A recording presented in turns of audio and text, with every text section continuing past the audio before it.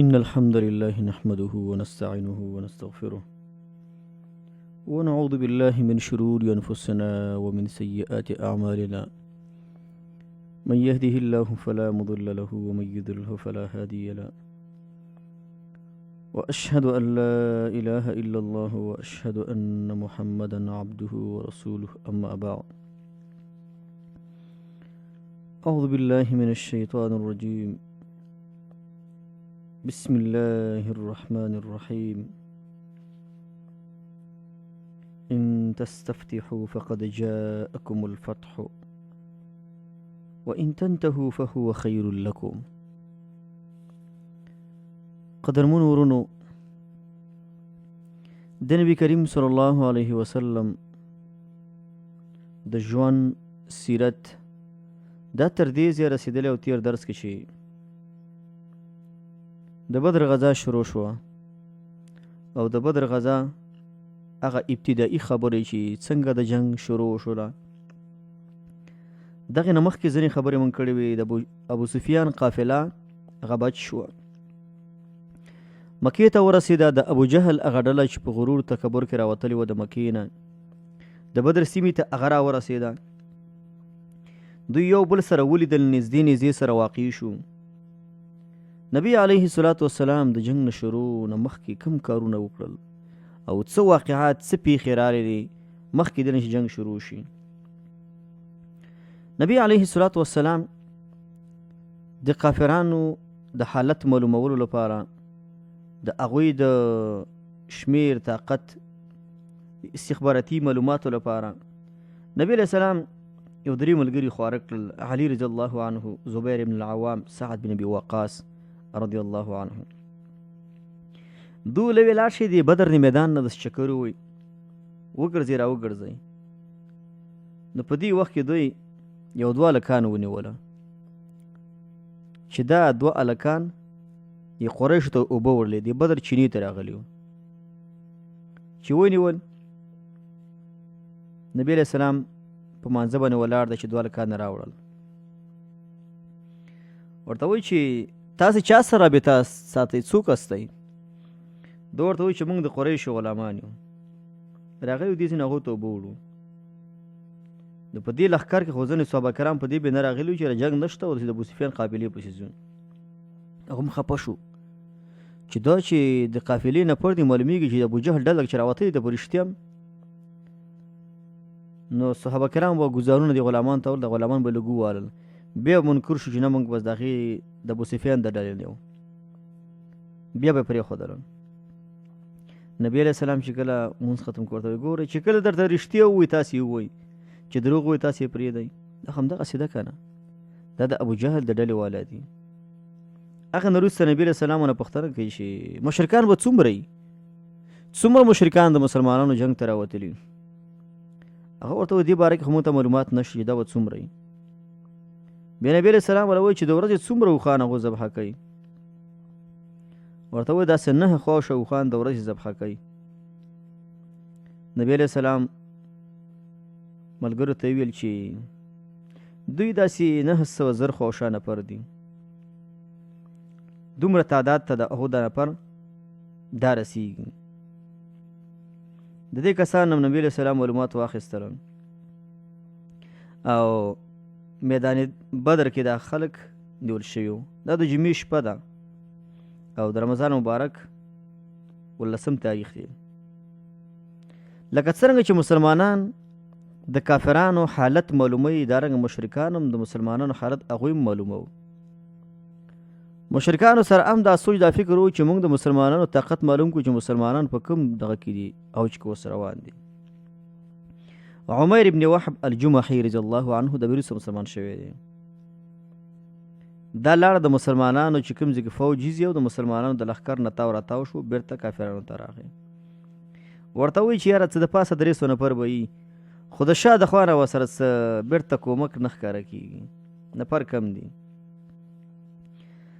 خو دغه ته وایي خپل قوم ته، قریشو ته وایي چې ولکني قد رأیت یا معشر قریش البلایا تحمل المنایا نوادح یثرب تحمل الموت الناقع. ورته وایي چې ای قریشو، مصیبتونو مرګونه راپورته کړي دي. زه د مدینې د اوخان ګورم چې مرګ په شا راوړی دی او مونږ را اچوي. مرګ په شا راوړی په مونږ یې راګوزاروي. دې خلکو سره خالص مرګ ښکاره کېږي، خالص مرګ، بل څه ورسره نشته.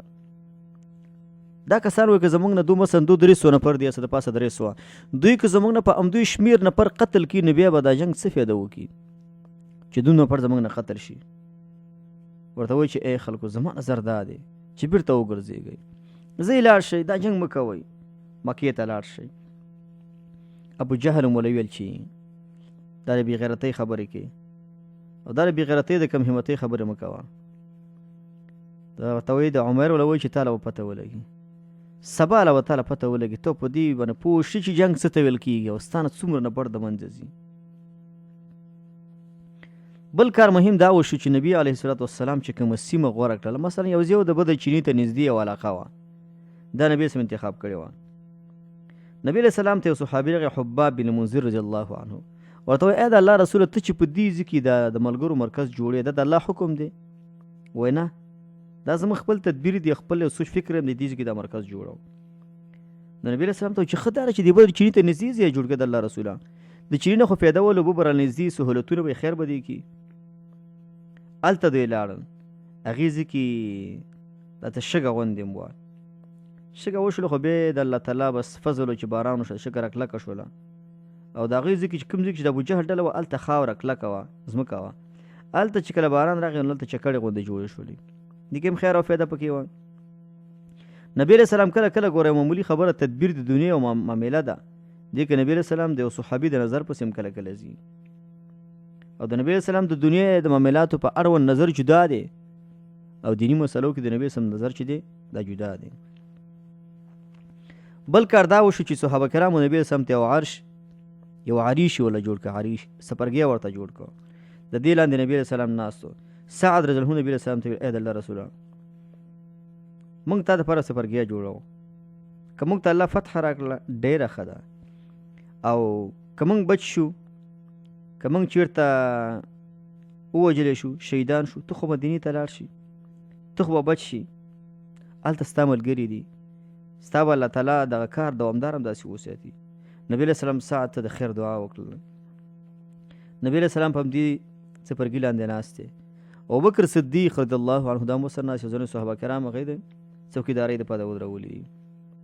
مشرکان هم په دې طرف باندې ګرځي او راګرځي او کوم ځای کې چې د هغو ساحه وه کلکه غوندې ځمکه د باران سره ځای کې چکړې پیدا شولې او مؤمنان الله تعالی په داسې ځای کې واوسول چې شګه او د باران سره دومره راکلکه شوله. دا اوس د جمعې مونځ شوی او د شنبې شپه ده.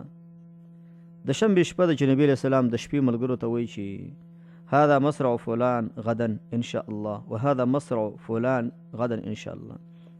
دا د پلانکي د ولیدلو څملاستلو ځای دی، دلته پلانکي مړ کېږي، دلته پلانکي، دلته پلانکي. ملګرو له ټولې دا خبرې وخوري چې دلته پلانکي به دې ساحو کې ولیږي، دلته به دا خلک مړه کېږي. او دا خبرې نبي علیه السلام ته د معجزې په شکل نبي علیه السلام ته دا خبرې شوي دي. دا 18 د رمضان دی، د شنبې شپه ده چې نبي علیه السلام دا خبرې ملګرو ته کوي. او نبي علیه السلام د مدینې نه په 8 د رمضان یا په 12 د رمضان نبي اسلام د مکې نه راوتلی دی. نبی علیہ السلام دا کوم ځای کې چې حوض دی د دې حوض نه څه خلکو اوبه څښلي، څه د مشرکانو خلک به راتلل هغوی به دوی نه اوبه څښلي. نو نبی علیہ السلام د ملګري وایي چې دوی به د حوض نه اوبه نه کړو، دا د ابوجهل ملګري راځي د حوض نه اوبه څښي. نبی علیہ السلام ورته وویل د دې حوض اوبه چې هر چا وڅښلې هغه مړ کېږي. سیرت علما لیکي په قد حکیم بن حزام رضی الله عنه ده مسکلې وي د الله بچ که نور 40 مشران صنادید د قریشو دا په دې جنګ کې لاړل. د هغه نه وروسته نبي علیه السلام د خپلو ملګرو صفونه برابروي. نبي علیه السلام صفونو کې ګرځي، څوک مخکې څوک وروسته دا ټول برابروي جوړوي. سواد بن غزیه رضی الله عنه یو صحابي دی، دا وایي زما سینه لږه مخکې وتلې وه، نبي علیه السلام داسې په لاس کې غشې نیولې سي اشاره یې ته راکړله چې مطلب ځان جوړ کا، سب کې سیده ودرېږه، دا سب برابر کې که انهم بنیان مرصوص. په شان د آبادۍ جوړ کړه شوي داسې یو سیده سب برابر کوي. دا و چې کله ما داسې اشاره نبي علیه السلام راکړه چې سیده شه، ما وجه اوجعتني یا رسول الله فعقدني، ای د الله رسوله زه خو تا درمن کړم، ما له خپل قصاص سره بدله ماته راکړه. نبي علیه السلام ولا ځان برابر کړي چې ومې وایي. ورته وایي نه د الله رسوله تا ما له په خېټې ګزاره کړه، زما دا خېټه دې ښکاره وه. نبي علیه السلام له خېټه ښکاره کړله. هغې د نبي علیه السلام په دې خېټې باندې خوله ولګوله. چا ولوی چې ما حملک علی هذا یا سوادو، څه شي ته باندې باعث چې دا کار دی وکړ. ما ویل چې یاره د دنیا نه کیدای شي د جنګ کې ته لاړ شي او راشه د نبي اسلام د بدن سره اخیری ځل لپاره د خپل بدن ولګوه. ما چې د نبي اسلام د بدن سره بدن ولګي، دا د صحابه کرامو کامل محبت د نبی اسلام سره د خلکو موجودو. نبی علیه السلام په مختلفو مقاماتو کې داسې حالت راغلی چې ملګرو ته ویلي چې ما تاسې خپل بدل واخلئ، که ما چا سره تیرې کړې زیاتې کړې. نبی علیه السلام د وفات په دور کې هم دا خبره کړې ده، ملګرو ته ویلي دي. دینه دا معلومیږي چې امیر د خلکو هغه بدا نه کوي چې امیر د خلکو مالونه خوري، د خلکو حیاته دې ته سپک نظر کوي او جنګ کې د مفادو دپاره د خپل خېټو ډکولو دپاره یو انسان تختی، انسان وجنې د روپو دپاره، دا به ناروا کارونه وي. ابو جهل چې دی، ابو جهل دې د مسلمانانو صفونو ته راولیدل او خیریه وکړلې او دی ویل چې یا الله دغه خلک دي چې صلت رحمي غوڅه کړي، د نیکونو دیني دا خراب کړی دی، ګډوډ کړی دی، د ځان یو دین دوی را پیدا کړی. یا الله چې په دې دوه ډلو کې کم یو ډله تا ته محبوبه وي هماغه کامیابه که. ابو جهل داسې دعا کړې وه چې دعا کې خیري ځان ته کړې وي. د نبي علیه السلام ډله خو سل په سل کې الله ته محبوبه وه، دا الله تعالی ته نږدې ډله وه، همدا ډله الله تعالی کامیابه کړله.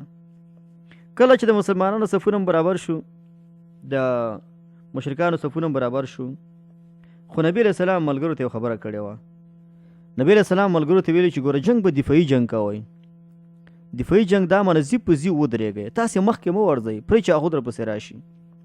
کله چې هغو در پسې راشي بیا د غشو نه کار واخلئ. غش داسې مثال سره په لینده کې دا کاڼ ږدي د ګزار پې کې، نو هغه وخت به په دې لینده کې یو تېره شی خود کې لکه چاکو غوندې دا به غش و، دا به داسې د انسان په سینه کې ننوته، په انسان مړ کېده. نبی علیه السلام وایي دفاعي جنګ اختیار کړي، ځکه دا خلک ډېر زیات دي، خلک زیات دي، زی په زی ودرېږئ. چې کله در باندې راځي او حرکت راکړي په غشو باندې ولئ. په دې کې د مشرکانو ډېر نفرې وویشتل او ډېر نفرې د لاسه پکې ورکړل. خو اولین کس چې د مشرکانو نه مړ شو دا د ابو جهل کلیوالو او د ابو جهل قومي و. اسود بن عبد الاسد المخزومي نومېده چې ډېر متکبر بد اخلاقه کافر و. دا په تکبر کې راغی.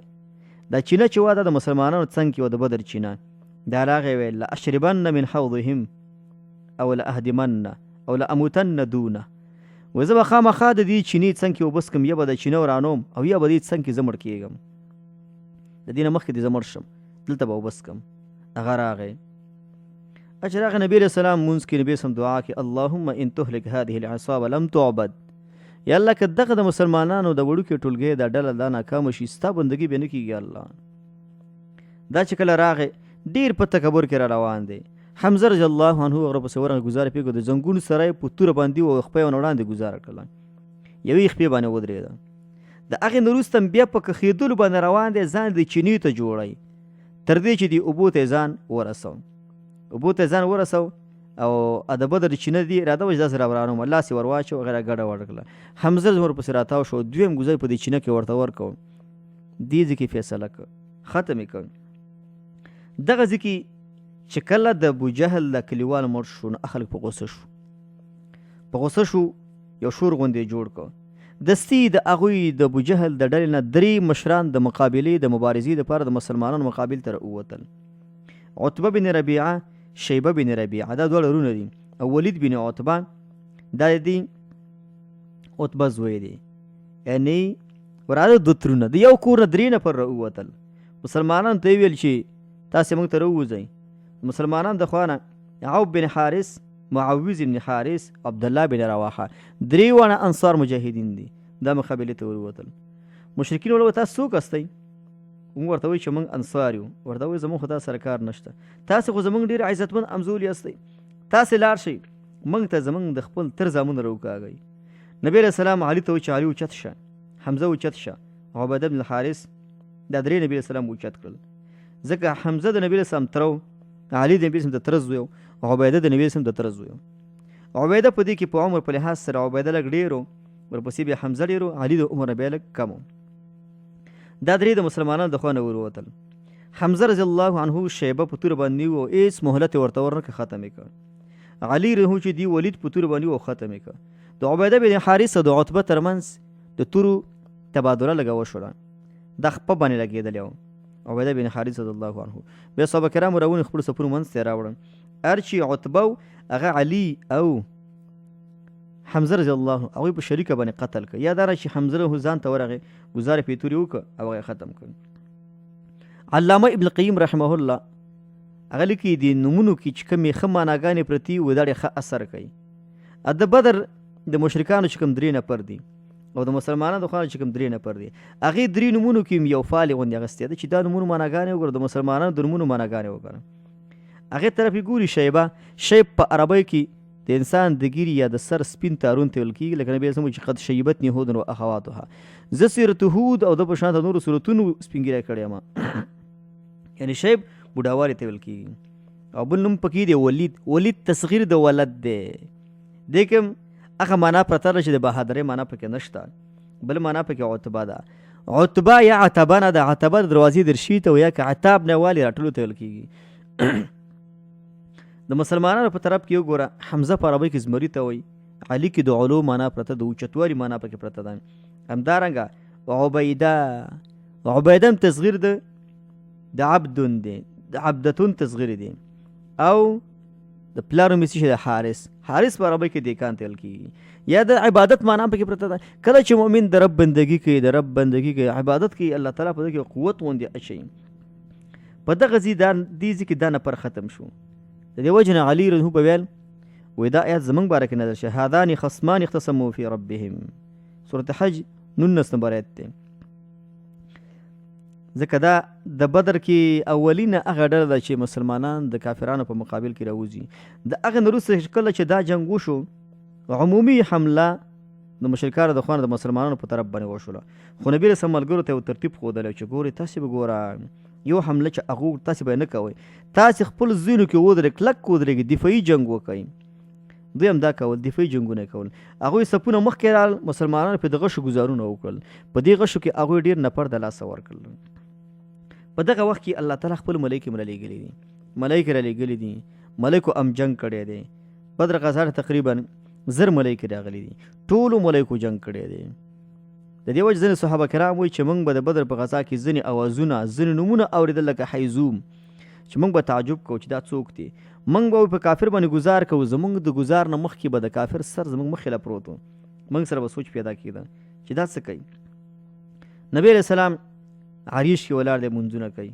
دعاګانې کوي او ابوبکر صدیق نو ته وایي چې زیری واخله چې اوس به الله تعالی دا خلک ناکاموي دغه جبریل راغی او د اس هغه پړی نیولې دی او د جبریل په مخ په غاښونو باندې غبار ګردونه په دې باندې پراته دي تسلي ورته ورکوله کله چې ملایکې راښکته شولې نبي علیه السلام د عریش نه راووته زغرې نبي علیه السلام اچولي دي او ټوپونه نبي علیه السلام په دې میدان کې ووال او دا آیات یې وویلو سیهزم الجمع ویولون الدبر زره دی چې دا مشرکان به شکست وخوري او شاګانې به دوی راواړي د هغې نه وروسته چې کله ملایکې راښکته شولې نبی علیه السلام خپل ملګرو ته وایي چې اوس پې تاسې حمله وکئ مخکې نبي علیه السلام ورته توصیه دا کړه تاسو دفاعي جنګ وکئ خو چې کله ملایکې راښکته شولې بیا نبي علیه السلام ورته وایي چې تاسې هم په دې باندې حمله وکئ حمله یې پې شروع کړله په دې کې 80 نفر د مشرکانو ووژلې شو 80 نفر پکې اسیران شو دارنګه 14 صحابه کرام په دې کې شهیدان شوي دي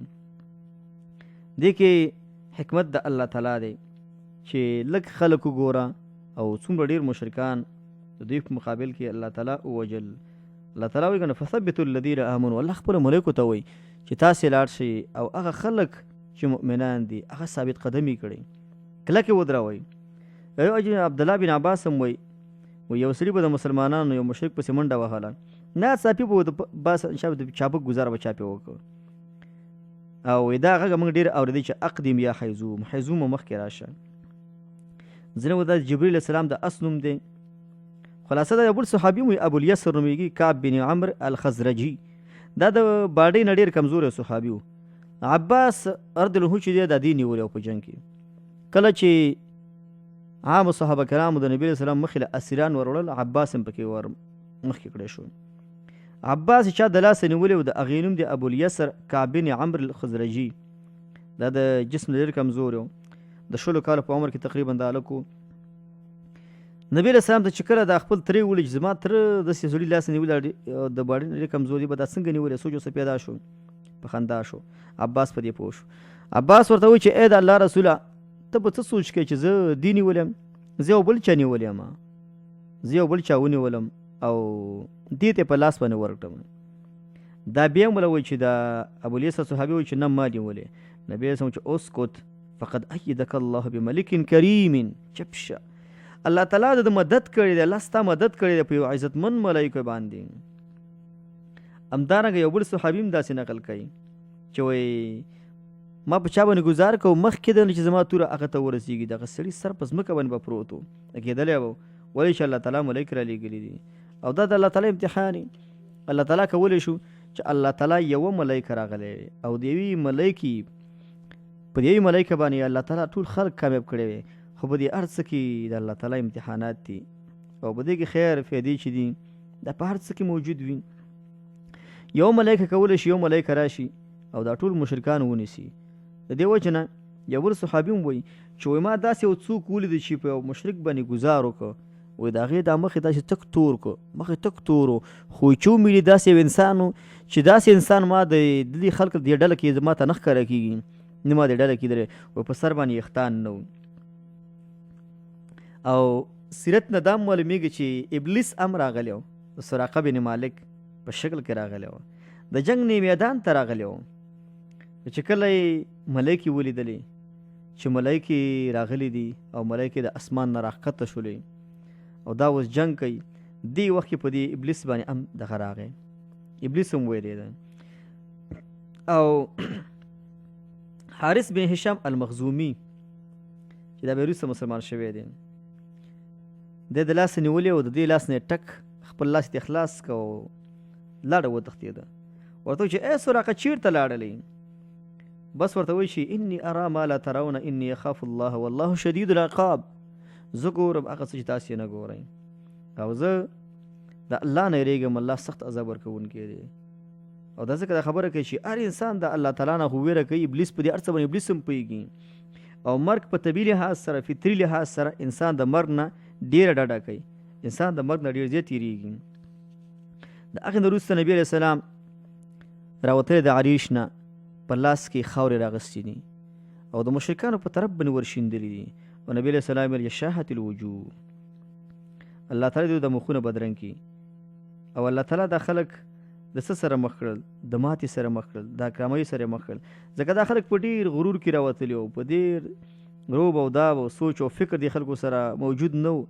دا نه ویل چې یاره دا خاتم النبیین دی، د نه دفاع پکار ده، د ده په څنګ کې ودرېدل پکار دي. دا خلک په خپل غرور په خپل روب او داب کې راغلي وو. نو الله تعالی دوی سره هغه څه وکړل چې دوی د ماتې سره مخ کړل. په راتلونکي درس کې انشاء الله تعالی د بدر د غزا په اړوند چې کوم نور معلومات دي دا به راتلونکي درس کې وړاندې کوو. وصلی الله تعالی علی خیر خلقه محمد و آله وصحبه اجمعین.